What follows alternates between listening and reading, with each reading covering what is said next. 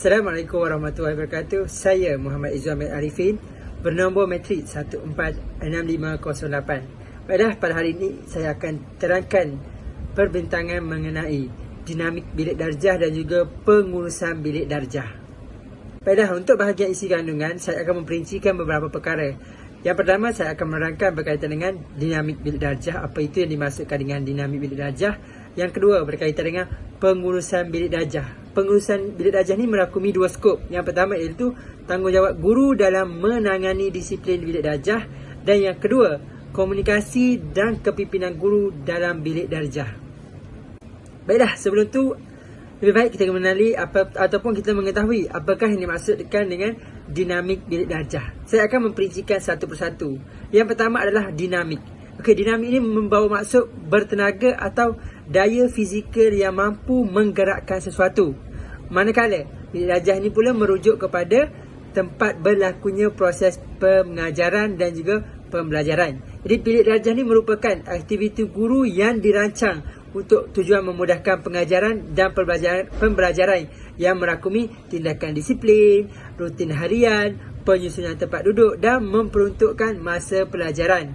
Jadi apabila digabungkan, dinamik bilik darjah ini merujuk kepada bilik darjah yang bertenaga dan mampu menggerakkan organisasinya untuk menjalankan proses pengajaran dan pembelajaran secara formal dengan penuh minat, memberasakan aktif dan juga mencapai objektif. Definisi bagi pengurusan bilik darjah pula menurut Mok Susan pada tahun 2009, pengurusan bilik darjah merupakan satu seni atau amalan mengurus murid, kemudahan fizikal dan aktiviti untuk membentuk suatu iklim pembelajaran yang kondusif. Menurut Albert dan Trauman pada 1986, definisi pengurusan bilik darjah ini merujuk pada cara yang digunakan untuk mengurus aktiviti pengajaran, susunan fizikal dan juga keadaan psikososial di dalam bilik darjah bagi memastikan penggunaan masa yang efisien dan juga mewujudkan suasana pembelajaran yang mesra sekaligus mengurangkan masalah tingkah laku.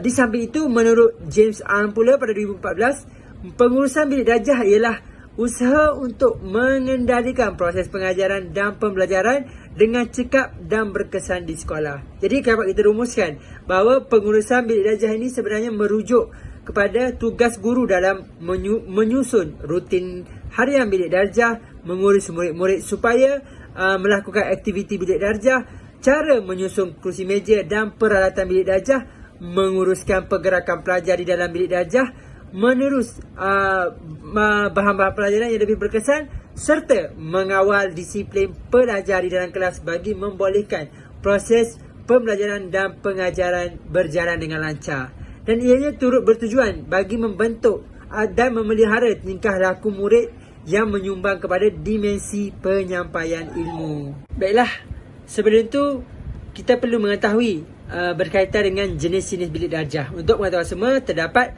7 jenis bilik darjah. Yang pertama ialah bilik darjah tradisi ataupun biasa. Jadi di dalam bilik darjah ni kita dapat lihat bahawa proses pengajaran keseluruhan kelas diketuai oleh guru, dan dapat dilihat bahawa dalam bilik darjah ini pelajar dikatakan sangat fesih lah. Yang kedua ialah bilik darjah terbuka. Dalam bilik darjah terbuka ni, murid akan menentukan dan merancang aktiviti pembelajaran dan pengajaran sendiri. Jadi cikgu akan memimpin mereka untuk mengikuti proses PDP. Yang ketiga adalah bilik darjah bercantum. Okey, berkaitan dengan bilik darjah tercantum ni berkaitan dengan kelas yang mengandungi murid-murid yang terdiri daripada 1 tahun persekolahan. Baiklah, yang keempat pula adalah bilik darjah prasekolah. Jadi bilik darjah prasekolah ini merupakan asas pendidikan bagi kanak-kanak sebelum mereka memulakan alam persekolahan secara formal di sekolah rendah. Yang kelima pula adalah bilik darjah KBSR. Jadi bilik darjah KBSR ni merujuk kepada pelibatan aktif murid dalam kelas dan mewujud interaksi pelbagai hala antara murid dengan murid, murid dengan guru dan guru dengan murid. Okey, yang keenam adalah bilik darjah multimedia. Jadi bilik darjah multimedia ni kita dapat kaitkan dengan teknologi lah. Jadi bilik darjah multimedia merujuk kepada penggunaan komputer dalam pendidikan yang boleh dikatakan telah membawa kepada perkembangan sistem pendidikan di negara kita. Dan yang terakhir adalah bilik darjah mata pelajaran khas. Okey, kalau kita lihat di bawah rancangan KBSM, terdapat beberapa jenis bilik darjah mata pelajaran khas. Saya boleh nyatakan antara contohnya adalah bilik makmal sains, bilik ekonomi rumah tangga. Itu merupakan contoh-contoh bagi bilik darjah mata pelajaran khas. Baiklah, terdapat beberapa elemen dalam pengurusan bilik darjah. Yang pertama adalah merancang, yang kedua adalah mengelola, yang ketiga ialah hubungan baik dengan pelajar ataupun murid, dan yang terakhir adalah mengawal, iaitu mengendalikan keadaan kelas. Seterusnya, kita akan pergi kepada tanggungjawab guru dalam menangani masalah disiplin dalam bilik darjah. Okey, yang pertama, kita seperti kita maklum, guru merupakan insan yang menjadi perantara yang sangat penting kepada murid dalam proses PDP ataupun pembelajaran dan pengajaran di dalam bilik darjah. Jadi guru ni merupakan tenaga iktisaf di dalam bidang perguruan yang dipertanggungjawabkan untuk mendidik murid-murid di sekolah menurut maksusan. Jadi guru juga tidak hanya berperanan sebagai pengajar sahaja atau pengajar semata-mata, tetapi turut berperang sebagai insan yang membentuk nilai, jati diri dan kepribadian murid serta turut berperanan dalam menangani masalah disiplin murid di dalam bilik darjah. Jadi mengikut surat pekeliling Ikhtisas bilangan 10/2001 menyatakan bahawa semua guru adalah guru disiplin. Oleh itu, tugas guru ni adalah amat besar sekali, terutamanya jika berlaku masalah disiplin di dalam bilik darjah. Baiklah, tanggungjawab yang pertama adalah mewujudkan hubungan positif antara guru dan murid. Dalam hal ini, pelajar ni semestinya akan mematuhi segala arahan guru dan peraturan bilik darjah dengan sukarela. Jika hubungan antara guru dengan murid itu adalah baik, itu adalah merujuk ataupun daripada mengikut maksusan pada tahun 2011.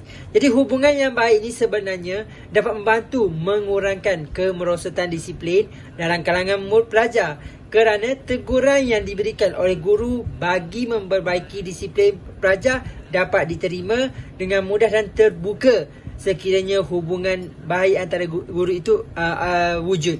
Okey, yang kedua adalah guru hendaklah bersikap adil. Dalam hal ini, guru perlu menyiasat terlebih dahulu punca berlakunya masalah disiplin di dalam kelas. Selain itu, guru juga perlu adil dalam mengenakan hukuman kepada pelajar di dalam kelas. Dan yang terakhir, guru tidak boleh mengamalkan sikap pilih kasih kepada para pelajar. Okey, tanggungjawab yang ketiga adalah menyediakan persekitaran fizikal bilik darjah yang efektif. Apa itu yang dimaksudkan di bilik darjah efektif?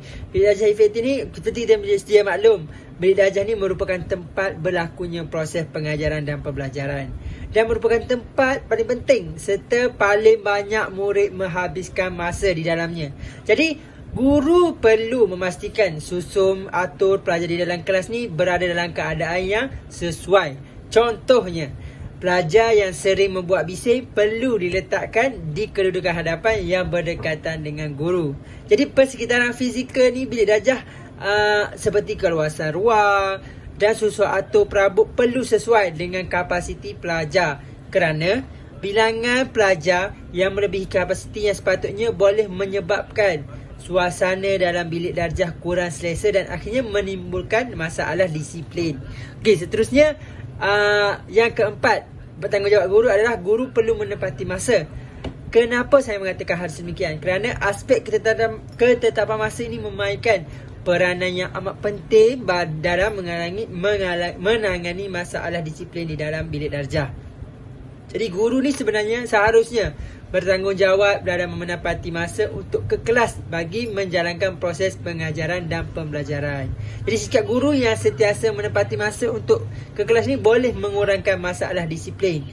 Kerana apa? Kejadian disiplin sering berlaku semasa proses pertukaran guru untuk setiap subjek. Dan tanggungjawab yang terakhir adalah guru menunjukkan kepedulian kepada pelajar. Dalam hal ini, kepedulian ini merupakan nilai asas yang perlu ada dalam diri seorang guru. Kenapa? Kepedulian atau istilah yang kita lebih kenali adalah ambil peduli ni kita perlu ada bagi menunjukkan bahawa seorang guru itu mengambil berat terhadap keadaan pelajar di dalam kelas Selain itu, guru juga perlu mengenal pasti pelajar yang suka membuli dan sering menjadi mangsa buli dalam kelas. Dan yang terakhir, guru perlu memberikan amaran kepada pembuli dan memberikan nasihat kepada mangsa buli supaya tidak dibuli. Seterusnya, saya akan menerangkan berkaitan dengan aspek komunikasi dan kepimpinan guru dalam bilik darjah. Apakah yang dimaksudkan dengan komunikasi? Jadi menurut Mitch Piaget pada tahun 2010, beliau menyatakan bahawa komunikasi ini merujuk kepada satu seni dan proses mencipta serta berkongsi idea. Jadi komunikasi yang berkesan bergantung kepada keberkesanan idea-idea yang dikongsikan. Yang kedua, menurut Saidatul Nurnis pada tahun 2011 mendefinisikan bahawa komunikasi sentiasa memainkan peranan penting dalam kehidupan manusia dan penguasaannya akan mempengaruhi keberkesanan kehidupan manusia. Jadi komunikasi ini merujuk kepada pertukaran dan pengalihan maklumat daripada seseorang kepada orang lain. Dan yang ketiga, menurut Finner 1983 menyatakan bahawa komunikasi ini merupakan satu proses untuk menyampaikan maklumat atau mesej atau isyarat kepada pihak lain. Jadi terdapat beberapa cara untuk mewujudkan komunikasi yang berkesan dalam bilik darjah. Yang pertama ialah elakkan tindakan. Guru sepatutnya mengelakkan tindakan mengkritik dan melabelkan murid-murid dengan panggilan yang tidak menyenangkan. Itu yang pertama. Yang kedua adalah guru hendaklah selalu menjadi model yang menunjukkan sifat pencakna dan ambil tahu terhadap murid. Yang ketiga adalah guru menggunakan gaya komunikasi dua hala dan terbuka bagi mewujudkan hubungan mesra. Yang keempat adalah elakkan amalan kepimpinan autokratik yang hanya suka memberi arahan kepada murid. Yang kelima adalah rancang aktiviti yang menarik seperti menggunakan teknik perbincangan serta strategi berpusatkan murid. Okey, yang terakhir adalah penggunaan bahan bantu mengajar perlulah kreatif dan inovatif bagi menarik pelajar untuk bertanya tentang kegunaan bahan bantu mengajar tersebut. Jadi kita akan pergi kepada bagaimana komunikasi guru dapat mempengaruhi tingkah laku murid. Kita dapat 4 cara. Yang pertama adalah mengamalkan komunikasi terbuka, iaitu komunikasi antara guru dengan pelajar, pelajar dengan pelajar. Itu yang pertama. Yang kedua adalah kesediaan mendengar. Guru hendaklah mendengar apa pandangan yang diutarakan oleh pelajar. Dan yang ketiga adalah meningkatkan proses interaksi. Wujud interaksi lah di dalam kelas. Tidak hanya murid tidak hanya bertindak sebagai orang yang pasif. Dan yang terakhir adalah penggunaan bahasa yang berkesan. Jadi kesantunan berbahasa ini juga turut menjadi satu daya penarik untuk pelajar bertingkah laku secara positif. Baiklah, apa pula kepentingan komunikasi dalam bilik darjah? Yang pertama saya nyatakan, murid ni akan lebih terbuka untuk berinteraksi dengan orang sekeliling. Jadi mereka tak rasa takut ataupun malu untuk berinteraksi dengan orang lain. Yang kedua, membolehkan guru memotivasikan murid supaya berminat dalam pembelajarannya. Yang ketiga, murid dapat menerima maklumat yang tepat daripada guru. Yang keempat adalah mewujudkan satu persekitaran pembelajaran yang aman dan juga harmonis. Dan yang terakhir adalah dapat mewujudkan iklim yang sesuai untuk berkomunikasi dalam bilik darjah. Baiklah, sekarang saya akan rumuskan daripada awal hingga akhir perbincangan saya mengenai tajuk dinamik bilik darjah dan juga pengurusan bilik darjah. Saya boleh nyatakan bahawa secara rumusan atau secara kesimpulan, guru ni sebenarnya bukan hanya memastikan proses pembelajaran dan pengajaran ini berjalan lancar, tetapi turut memainkan peranan dalam pengurusan bilik darjah, perancangan, komunikasi dalam bilik darjah dan komunikasi bilik darjah untuk mewujudkan suatu sikap disiplin dalam kalangan pelajar. Jadi identiti yang ditunjukkan oleh guru sebenarnya akan menggambarkan bagaimana keadaan disiplin yang berlaku di dalam bilik darjah. Jadi sini juga kita dapat lihat atau menjadi kayu ukur kepada kemanjadian pelajar sebenarnya bermula daripada bilik darjah yang kondusif.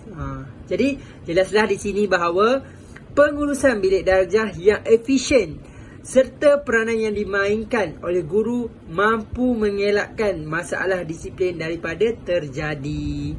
Sekian saja daripada saya. Assalamualaikum warahmatullahi wabarakatuh.